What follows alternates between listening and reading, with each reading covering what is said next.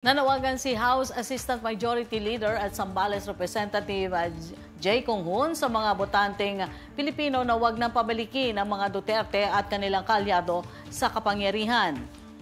Ito ay upang maprotektahan umano ang bansa laban sa pangangangkam umano ng China, state-sponsored killings, pagbabalik ng iligal na pogo at malawakang korupsyon sa gobyerno.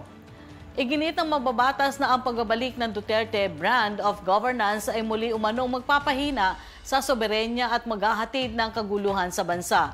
Iginit rin ni Conghun sa mga botante na isipin muna ang mga nangyari noong panahon ng Administrasyon Duterte, kagaya ng umano'y pagyuko niya sa China at baliwalain ang pagkapanalo ng bansa sa The Hague bago bumoto sa paparating na midterm elections. Para naman kay House Deputy Majority Leader Paulo Ortega sa ginanap na press briefing kung saan hindi man ito tahasang umalma sa pagtakbo ng dating Pangulo, idini naman ito ang kahalagahan ng isang kandidato na dapat umano'y mahal ang Pilipinas.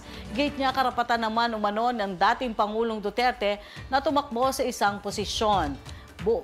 Biro pa niya, baka tumakbo na rin daw siya sa kabila ng posible na matalo para lang mag-oppose umano sa kanila. Good luck po.